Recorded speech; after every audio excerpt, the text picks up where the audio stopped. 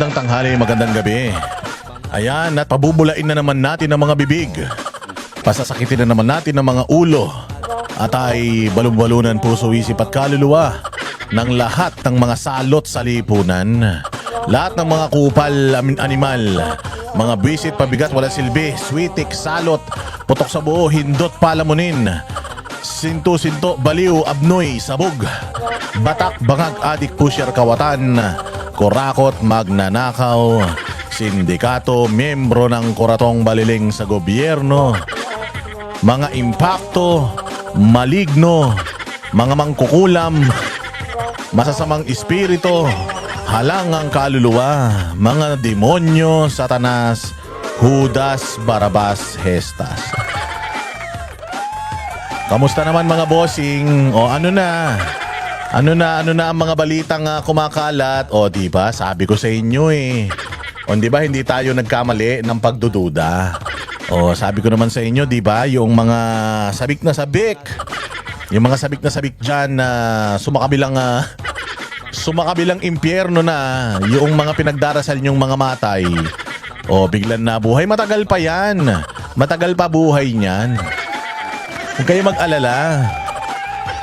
Huwag kayo malungkot kasi kayo dasal kayo ng dasal, ayan tuloy. Di ba lumabas bigla? Ayun lang ang masama. Paglabas niya, wala na, balik ulit sa flood control. Tain na yan. Na-pressure sila eh. Oo, na-pressure sila mga bossing. Sabi ko naman sa inyo, patibong yan. Di ba? Binlag na natin nung nakaraan. Patibong yan.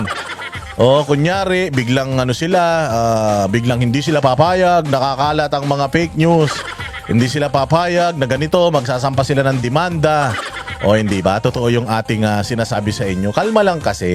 Well, naiintindihan ko naman. Actually, it should be a wake-up call sa administrasyon. Hindi ba? Kumalat nung mga nakaraan ang bali-balita na ano na daw, na may malala daw sakit, may stage 4 cancer daw, mamamatay na daw, may mga balita pa namatay.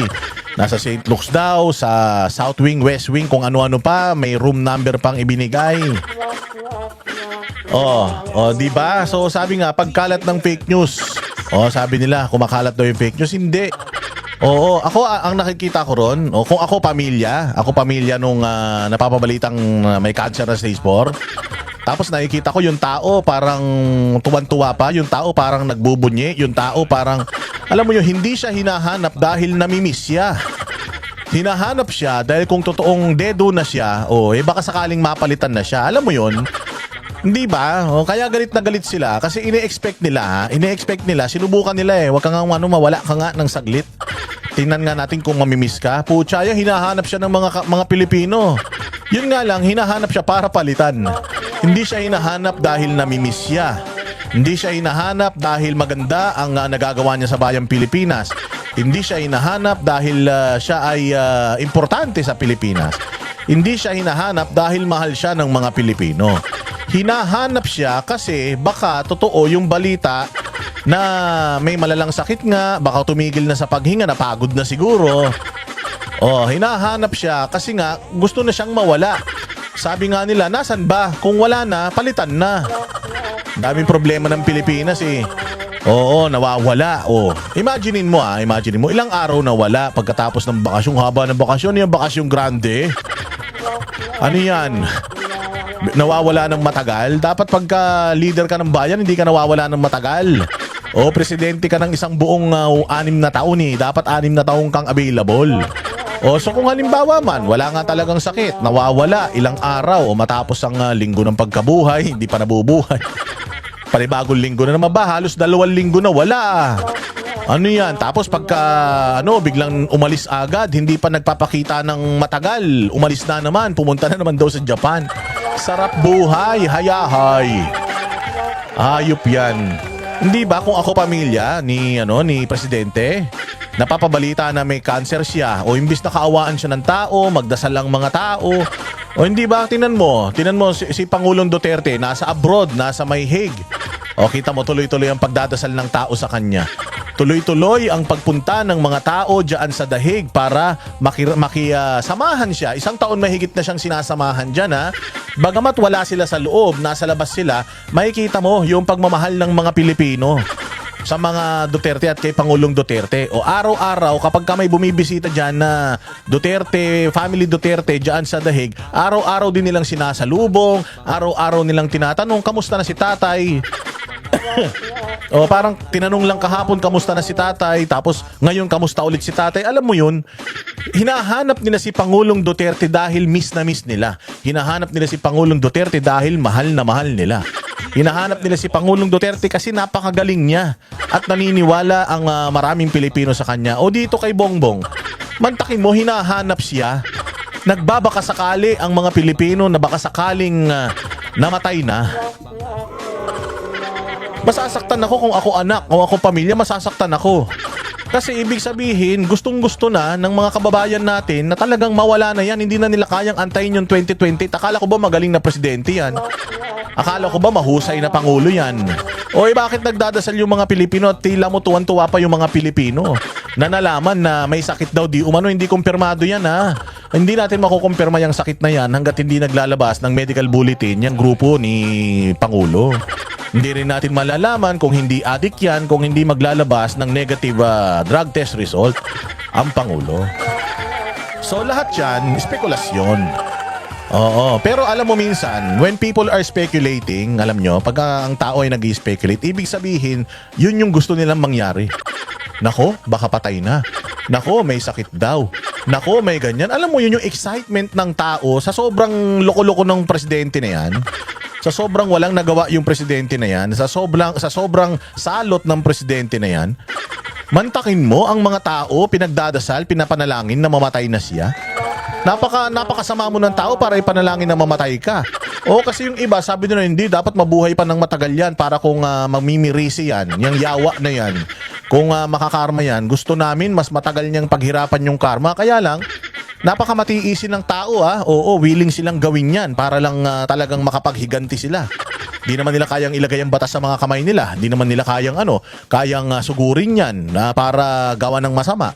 O wala namang may capability at kapasidad sa mga Pilipino na gawin yan dahil nasa kanila kapangyarihan. Magrarally ka, i-disperse ka. O, di ba? O mag-aano ka, kokomentaryo ka, i-demanda ka. O, ganyan ang style nila ngayon. So ngayon, mga bossing, yung mga tao, instead of dumaan doon sa marangal na paraan para ireklamo ito, patalsikin ito, nagdadasal na lang sila. Alam mo, wala na silang hustisya sa lupa. Wala na silang hustisyang inaasahan sa lupa. Yung hustisya na hinihingi nila, shortcut na. Oo, talagang sa Panginoon na talaga kaagad yung kanilang hiling kasi alam nila, wala nang pagbabago yan. Hindi na yan magbabago, di na yan magtatrabaho ng maayos. Ang problema ng bayang Pilipinas, palaki ng palaki, palala ng palala. Dahil wala talagang sense of leadership yan.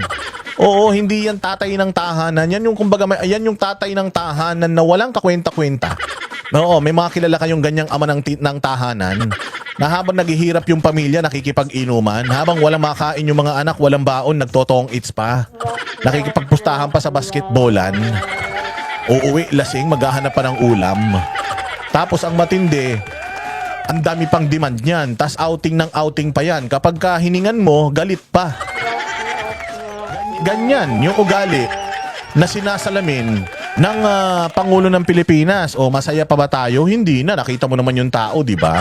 Nananalangin na mamatay siya na parang kalat na kalat sa social media na wala na daw kasi kesyo AI yung ganito, kesyo green screen, kesyo ganyan. Ako naman naniniwala, matagal ang buhay niyan kasi demonyo yan eh. Naniniwala ako sa kasabihan na ang masamang damo mamatagal mamatay. Hindi ito masamang damo. Hindi ito basta masamang damo lang. O yung masamang damo, nilagpasan niya ng milya-milya, mas malala siya sa masamang damo. Kaya naniniwala ako sa sobrang samang damo nito, baka umabot na mga 700 ang edad nito. Di ba? Oh, so kung ako malulungkot ako kung ako supporter ni Bongbong Marcos, talagang bubula ang bibig ko. O kita mo lumabas siya. O ano na ngayon mga DDS? Ano na ngayon? O buhay pa. O ano naman? O okay nga yun, nabuhay pa para araw-araw mabanatan pa rin namin siya Maganda nga yan, nabuhay pa eh. Di ba? Para malaman natin kung kaya niya bang solusyonan itong problema natin na alam naman nating hindi. Para araw-araw na nagpapa-interview yan na utal-utal, bubulol-bulol, o di meron pa tayong i-content, di ba? Tuwan-tuwa nga kami. Ayaw pa namin mamatay yan. Mas gusto namin na mapano siya, na kompletuhin niya yung legasiya niya. Yung legasiya niya, di ba nakita nyo na nakaraan dyan sa may Supreme Court, lumabas yung dyan sa oral argument na sa lahat ng mga presidente, siya ang may pinakamaraming mga unprogrammed funds at program appropriations. Siya ang may pinakamaraming insertion sa loob lamang ng 3 taon. Sa loob lang ng 3 taon, lahat ng mga presidente na nagdaan, tinalo niya sa sobrang dami ng insertion. Paano nila ipaliliwanag yan? Tsaka kinabahan lang yan. Kinabahan lang yung mga loyalista. Kasi, syempre, pag wala na yung amo nila, wala na silang pagtatanggol. Baka wala na silang bayad. Wala na silang sweldo. Yung mga kakarampot na mga barya-baryang sweldo nila, ng mga patay gutom yung mga yan. Oo, kinabahan sila, mawawala na. Nandiyan pa pala. Tuloy ang propaganda. Pero kayo mag-alala. Wala na yan. Oo, Diyos ko naman. Wala na yan. Ilang taon na lang. 2 taon na lang ang aantayin natin. Di pa kayo makapag-antay. Patience is a virtue. Oo, hindi ba? Maganda rin naman na mairaos niya itong hanggang 2028. Tapos, kung ano yung ginawa niya sa mga kababayan natin, kung ano yung ginawa niya sa mga tinraidor niya, oo, na mga nakatulong sa kanya para mailuklok siya sa kapangyarihan, o malay mo, 10 ulit yung dadanasin niyang hirap, di ba? Okay lang yan. Huwag kayo masyadong malungkot, ayos yan. O, para at least makita natin at talagang maidiin pa. O, baka sakaling hindi pa sapat yung 4 na taon na pagpapakita niya ng kademonyohan niya, dagdagan niya pa ng 2. O, hindi ba di mas lalo tayong magagalit, mas lalo mag-aalab ang damdamin natin, o wala nang Marcos hanggang sa kadunuduluhan ng ninuno ng mga yan na pwedeng manalo sa national position. Di ba? Sinabi ko naman sa inyo, patibong yan eh. Patibong yan. Ginagawa nila yan para mailihis mga bossing sa totoong issue ng bayan, which is yung pagnanakaw sa kaban ng bayan. Pinag-uusapan na nga dyan sa Supreme Court. O nakikita ninyo, hindi ba tahimik sila kay Baligod? Bakit? Ang daming nilalabas ni Levy Baligod na mga videos. Nung una, picture lang, di ba? Ang yabang-yabang nila, kesyo ganito, yung date ganyan, putik yan. Naglabas si Levy Baligod ng mga videos na nagbibilang ng maleta, nagsasampa ng maleta sa helicopter, yung helicopter na yung may numero sa buntot, tapos ibinababa sa helicopter papunta sa mga armored vehicles. O, pera nyo yan. O, bakit hindi nyo binabalita? O, ayan. Alam nila kasi nalalabas na yan. Alam nila na matindi yung hawak at hindi nila, alam ninyo, for how many weeks, for how many months, sinusubukan nilang ahasin yung mga 18 Marines. Sinusubukan nila na yung mga yan, pasukin, i-penetrate, takutin yung pamilya para hindi na magsalita at hindi na tumistigo kasi pressured na si Ping Lacson. Hindi na makapagsalita si Ping Lacson ngayon, hindi na siya makapag-statement. Bakit? Kasi magi-statement ka, puro ka salita yung mga ebidensya ng 18 Marines, palakas ng palakas. O Diyos ko, gumagalaw na.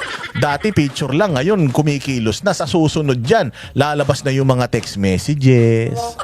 Lalabas na yung mga recorded phone calls.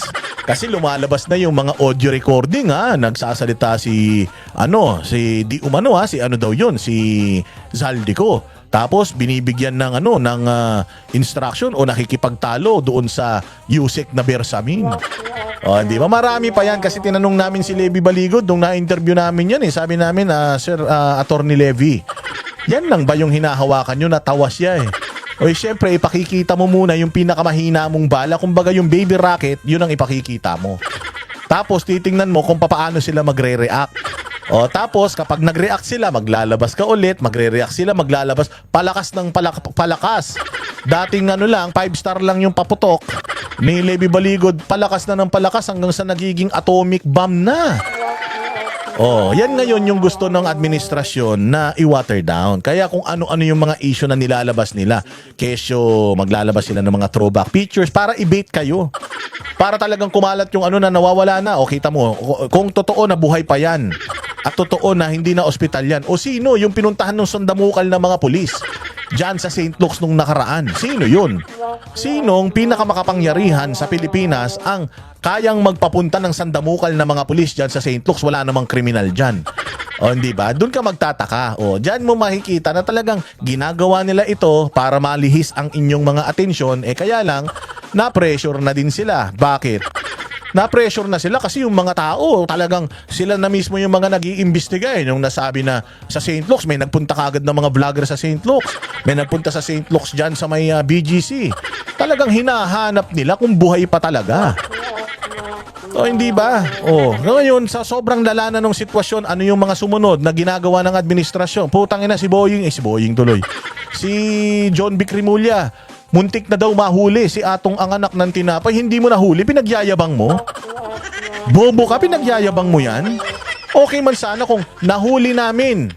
Nahuli na namin. Ayan, pwede nang ipagyabang. Pero putragis yan, muntik mo lang mahuli, pinagyabang mo na. Tapos ngayon meron pa silang pautot na Oplan Galugad. May Oplan Galugad silang pautot na bawal na daw yung ganito, bawal na yung ganyan, bawal na yung ganyan. Tapos nagpupunta sila sa mga iski-iskinita para maghanap ng mga mahuhuli nila. Bakit? Bakit kayo pumupunta sa iskinita? Pupunta lang kayo dyan sa Congress, ang dami nyong mahuhuli dyan. Pakikinggan nyo lang yung sinasabi ng 18 Marines, ang dami nyong mahuhuli dyan. Bakit kailangan nyo pa magpunta sa mga iskinita? Hindi ba? Tapos sabi nila, hindi daw yan anti-poor. Paano hindi anti-poor yan kung di ba kayo mga gago? Pumupunta kayo sa mga iskinita, may mayaman ba nakatira sa iskinita? Kung hindi anti-poor yan, dapat sa Forbes Park, sa Ayala Alabang, nagkakandak din kayo ng Oplan Galugad. Tarantado pala kayo so ano yan, patibong lang nila yan, mga bossing. Ako naniniwala, nung una pa sinabi ko na sa inyo yan, tayo sa social media, di tayo nagpo-post nang nagbibigay tayo nagre-react. May nakita tayong ganun. Ako kasi, para sa akin pagpatay, patay. Kung patay yan. Wala na magagawa. Sabi ko nga, hindi nila kayang itago yan kung totoong patay yan. Hindi nila kayang itago, hindi nila kayang hanapan ng yan. Hindi nila kayang hanapan ng double yan sa loob ng mahabang panahon. Saglit lang, mabibisto at mabibisto yan kung totoong patay yan. Pero ako, I believe, hindi pa patay yan. Masamanda mo yan. Matagal mamatayan, tsaka gagawin nila ang lahat para mapahaba buhay niyan. Maniwala kayo. Gagawin nila lahat para mapahaba ang buhay niyan. Kasi kapag ngayon namatay yan, before 2028, yari, automatic si Inday Sara ang presidente natin. At iniiwasan nila yun.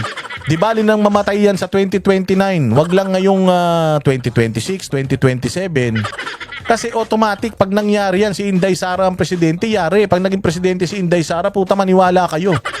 Maniwala kayo, mauubos talaga lahat ng masasamang loob sa Pilipinas. Mas matindi yan kaysa kay Pangulong Duterte. So ano na natin yan, move on na tayo diyan. Sa inaasar na nga asar yung mga yung mga taga-kabilang bakod na fake news. Hindi naman fake news 'yun. Wala naman nagsabing patay na hindi ba? Ang sinabi nila baka patay na, mukhang patay na kasi hindi na nagpapakita. Pero hindi natin sure kung hanggang kailan buhay yan. Kaya kayong mga nagbubunyi na buhay yan. Siguraduhin nyo na aabot ng 2028 yan. Kasi napakasaklap kung hindi umabot ng 2028 yan, mahihirap pa naman kayo. Wala kayong pamasahe papunta sa ibang bansa para magtago kayo. Paano na? Hindi naman kayo pwede maging Duterte supporter. Kasi markado kayong lahat, bababuyin kayo. So okay na yun. Wag nyo na masyadong iniisip yun mga bossing, yung mga na yan, yung mga cancer. Focus tayo sa totoong issue ng pamahalaan natin.